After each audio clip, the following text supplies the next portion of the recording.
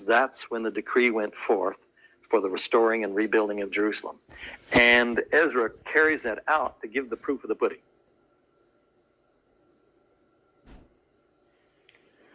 In a preceding study, we established the date of 457 BC for the beginning of the 70 weeks of Daniel 9. That's based on three factors. The decree of Ezra 7, the seventh year of Artaxerxes for that decree, and the Jewish fall-to-fall calendar is applied to that seventh year. So starting from 457 BC, now we're going to work through the prophecy of Daniel 9 to the dates which follow, and then go back into Daniel 8 and establish the dates for the 2300 days. And so as we look through Daniel 9, the date that we come to right in Daniel 9:25 is the date for the coming of the Messiah. From the going forth of the decree to restore and rebuild Jerusalem under Messiah the Prince shall be 7 weeks and 62 weeks. Those weeks add up to 69 weeks. Each week has 7 days. That multiplies out to 483 years. We start with 457 BC. That takes us down to 27 AD. Now, if you do the mathematics, it looks like 26 AD. But remember, there's no 0 year. To go from 1 BC to 1 AD is 1 year, not 2 years. And so that takes us to 27 AD. 27 AD takes us to Messiah the Prince. So what is a Messiah? A Messiah literally is an anointed one. Messiah, Mashiach, the noun comes from Mashiach, the verb which means to anoint with oil, anoint with water, and so forth. So what is a Messiah? A Messiah is an anointed one. And as we look at Jesus of Nazareth and the beginning of his public ministry, that we see his anointing at the Jordan River by John the Baptist. And so that's when he became the public Messiah. That was the beginning of his public ministry. And that occurred in the 15th year of Tiberius Caesar, according to Luke 3. Now, when was the 15th year of Tiberius Caesar? Augustus, the preceding Caesar, died in 14 AD. So if you add 15 to that, it makes 29 AD.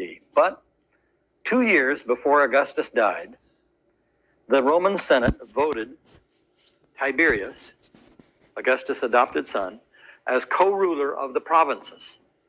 So that's 12 AD. And co-ruler of the provinces includes Judea, in which Luke was using his dating. So 12 plus 15 equals 27. So the coming of the Messiah, the public announcement, the anointing of Jesus by John the Baptist, 27 AD, it fits the beginning of his public ministry, according to Luke 3. In the midst of the week, he was cut off. That is to say, he was crucified, he was killed, he was hung on the cross by Roman soldiers. And this has been it might at first seem very simple to calculate, well, when was Passover in AD 30 or 31 or 32 or 33? But there are complicating factors. And the complicating factor was Passover on Thursday night, when Jesus had his meal with the disciples, or on Friday night after he had been laid in the tomb. And so that affects one's calculations for new moon dates. And the other problem is we don't know how the Jews put in the extra month. The Jews had a lunar calendar. 12 lunar months ends up 10 days short of a solar year. So every third year, they had to put in an extra month, the 13th month, a second Adar. Now, we know how the Babylonians did it because we have it in their tablets, but we don't know how the Jews did it.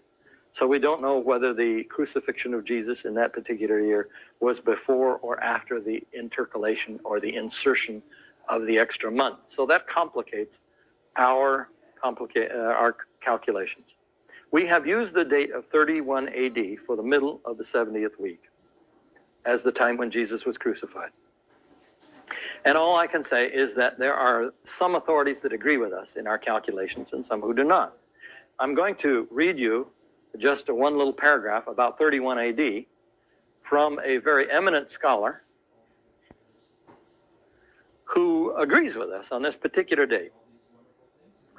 Even that, this is a book, Chronos, Kairos, and Christos. It's a chronological studies presented to Jack Finnegan, and it's a fairly recent book about within the last 10 years. It's a compilation of chronological studies about the New Testament. This is page 189. Even that profound scholar of Judaism, Joachim Jeremias, who in his book, The Eucharistic Words of Jesus, has so thoroughly demonstrated to most people's minds that the Last Supper was an actual Passover meal, and has so fully answered the customary objections to this conclusion. Then he goes on to cite the problem with the intercalated month. But he concludes, that is, Beckwith is now evaluating Jeremiah's conclusion. He concludes that the only possible year for the Passion in which there is much likelihood that Nisan 14 can have been a Thursday in accordance with the synoptic chronology is AD 31, and only then if it is provided, it included an intercalated 13th month, the extra month that year, and the sighting of the new moon was delayed by a day by poor visibility. So here's Jeremias, a very noted New Testament scholar, Jewish scholar, a scholar of Judaism, who agrees with our date of 31. It wouldn't be useful to go into more calculations beyond that, but let me just say that 31 AD fits as the middle of the week and as Jesus' 3.5-year ministry. Then the next date is 34 AD, which is the conclusion, which is the end of the 70th week. For this we use the stoning of Stephen. And the question is, what is so significant about the stoning of Stephen? There are several very highly significant factors in the stoning of Stephen. First is his speech. He gives a long historical speech about how God led the Jews in the past. This is what's known as a prophetic lawsuit speech. It's a technical type of speech given by the Old Testament prophets when they would indict the Jewish people for going astray from the covenant of God. So he functions here as the prophets did in the Old Testament, giving a covenant lawsuit speech to the Jewish leaders. Then they don't like the speech, they don't like his conclusion, so they take him out and stone him.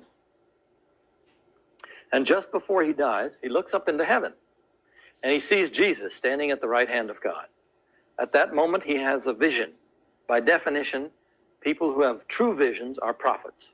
So at this moment, Stephen is a prophet. He gives a prophetic lawsuit speech.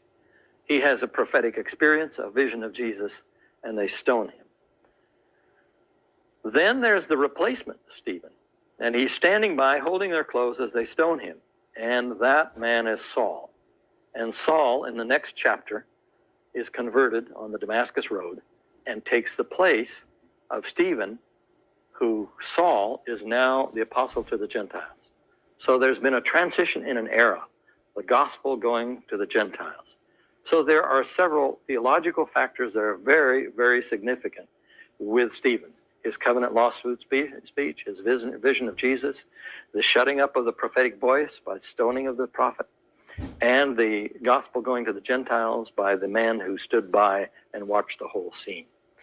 Now, can we date it? Well, there's no regnal year for Tiberius in this chapter, but you can date it approximately through the career of Paul. Galatians chapter 1, Paul gives his career to argue he's a true apostle. He said, I got my gospel from God, not from the other apostles in Jerusalem. I only went up to Jerusalem twice, once 3 years after my conversion and once 14 years. That's 17 years that he mentions his 2 visits to Jerusalem. And that was written at Corinth in 51 AD, dated by the Gallio inscription, because Paul appeared before Gallio. So if you subtract 17 from 51, you end up with 34 AD. 34 AD as the conversion of Paul. And just before that, in the same year, the stoning of Stephen. So we have the 3 dates, which we come to a conclusion. 27 AD for the messianic announcement, the anointing of Jesus. 31 AD for the crucifixion of Jesus. 34 AD for the termination of the 70 weeks, the termination of the probationary period of the 70 weeks upon the Jewish people, and the gospel goes to the Gentiles. Now, the next connection we need to make is with Daniel 8.